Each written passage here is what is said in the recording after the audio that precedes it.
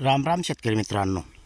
आपल्याला शेती करताना नवीन नवीन वेगवेगळे हे अनुभव येत असतात, पण त्यामधून काही शेतकरी लक्षात ठेवतात की हे कशामुळे झालं होतं आणि याच्यावर काय आपल्याला उपाययोजना करावी लागते.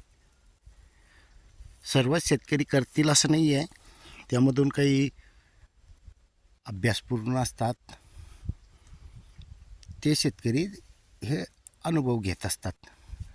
आणि आपल्याला यावर्षी जो अनुभव आलेला आहे तो मला नाही वाटत काही लोकांना आलेला असेल असा अनुभव, कारण हा नकळत झालेला आहे आणि न समजणारा अनुभव आहे. म्हणजे हे कोणाला असं झालं नसेल असं माझ्या तरी अंदाज आहे. आपण जो शॉर्ट व्हिडिओ टाकला होता त्याच्यावरून बी तसं काही समजण्यात आलेलं नाही आहे. काही म्हणजे काही लोकांचे जे फोन आले तर ते अतितणामुळे झालेलं आहे असं म्हणत आहे, किंवा एक कॉमेंटमेंट पण येते ते. पण शेतकरी मित्रांनो, हे तणामुळे झालं हे उत्तर नाही आहे त्याचे अपेक्षित, कारण तण हे संपूर्ण भागामध्ये आहे, त्याच जागेवर आहे असं नाही आहे. तसे भाग पण आपण दाखवणारच आहोत. आपले हे 2 एकरचे क्षेत्र आहे, त्यामध्ये 2 एकर एका वेळी पाणी चालतं आहे. आता सर्वात महत्त्वाचं काय झालं हे आपण जाणून घेऊ आणि आपल्या लक्षात का आलं हे पण लक्षात येऊन जाईल. शेतकरी मित्रांनो, सरगट मक्का एकच कंडिशनमध्ये इथला जास्त तण होतं त्यामुळे. आणि हा भाग बघा किती जबर आहे आणि तोटेही किती मजबूत आहेत. तर त्याला कारण एकही ठराविक जागा आहे बरं का, काही झाडं आहेत तिथे चांगलं आहे, तिथेही बघू शकतायत तुम्ही. आणि आपलं उद्देश जे आहे ते दाखवण्याचं असतं. कोणी नाव ठेवतं आहे ठेवू द्या, आपल्याला त्याच्याशी काही घेणं देणं नाही आहे. कमी खर्चामध्ये शेती कशी करावी हे आपण उद्देशातून आहे.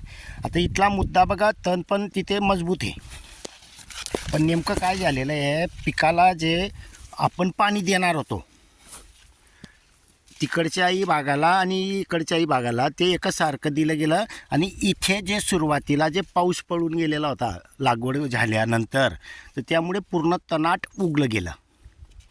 आता तणाट उगलं गेल्यामुळे तिकडं तण कमीच होतं ऑलरेडी पहिल्यापासून, आणि ते या भागमध्ये जास्त होतं. तर तणाला पण पाणी लागत होतं, पिकांना पण पाणी लागत होतं.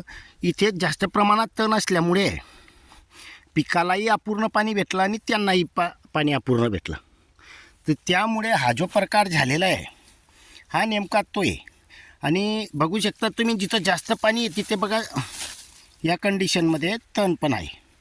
आता इथे का जास्त वाढलं आहे इथंच का, तर याचं मेन कारण आपण पाहिलं तर तिथे ठिबकला प्रॉब्लेम आहे, म्हणजे होल पडलेला आहे. हा जो ड्रीप असेल हा खराब झालेला आहे आणि इथे जास्त प्रमाणात पाणी पडलं गेलं. आता इथे जास्त पाणी असल्यामुळे काय झालं, नेमकं चारी बाजूला जो मक्का आहे तो पण भारी आहे आणि तिथलं तणसुद्धा मोठं आहे. यावरून लक्षात आलं की हे आपल्याला पाण्याची कमतरता पडली ना, तणामुळे झालं. समजून घ्या, एक उदाहरण म्हणून. तणामुळे तर झालेच आहे, त्यात काही शंका नाही आहे, पण एक विशेष म्हणजे इथेच कधी पाणी जास्त राहिलं असतं तर तण बी मोठं राहिलं असतं आणि मक्काही राहिलं असतं. तर शेतकरी मित्रांनो, अशी हे जो काही आपल्याला मिस्टेका सापडतात हे जास्त प्रमाणात झालं आहे आणि एका ठिकाणी हे झालं म्हणून आपल्या लक्षात आलेलं आहे. नाही तर माझ्याही लक्षात आलं नसतं. सरळगट मक्का राहिला असता, एखाद्या जागेला मोठा झाला असता तर ते आपण एक साहजिक म्हणतो की ते अन्नद्रव्याच्या किंवा ज्या वेळेला काळी कचरा जास्त असेल बुवा त्याच्यामुळे हे झालं आहे. पण याच्यावरून आपल्या लक्षात येत असेल की हे मेन कारण ते आहे. तर शेतकरी मित्रांनो, जिथं लिकीस असेल तिथं तण पण भारी आहे आणि मक्काही तसाच आहे. ऑलरेडी ते जास्त प्रमाणात तण होतं, त्याच्यामुळे आपण कोणाला दोष देणार नाही किंवा आपण जमिनीमध्ये कमतरता असेल असंही म्हणता येणार नाही.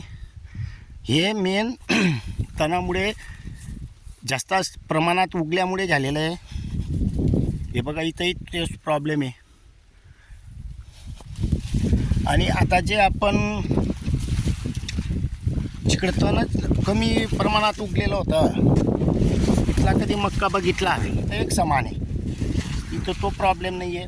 म्हणजे उगलं, पण मक्का उगल्यानंतर इकडे तण उगलेलं आहे, त्याच्यामुळे तो काही तेवढा प्रॉब्लेम आला नाही इकडे, त्याच्यामुळे लक्षात आलं नाही. आणि समजा हे असंच राहिलं असतं तर तो प्रॉब्लेमसुद्धा आपल्याला लक्षात आला नसता. आणि शेतकरी मित्रांनो, हे जो तणनाशक मारण्याचा जो कालावधी होता तो थोडा आपला लेट बी झालेला होता. आणि लेटही आपण आदरून केलेलं आहे, कारण कसं आहे, लवकर मारून तण मोठल्ले झाले तर तणनाशक मारला तर फायदा होतो, आणि मक्का मारलं तर तणनाशक भारी येतं हे आपल्याला समजतं आहे, त्यामुळे आपण लेट केलेलं आहे. तर शेतकरी मित्रांनो, ह्यामुळे आपला प्रॉब्लेम होता. धन्यवाद.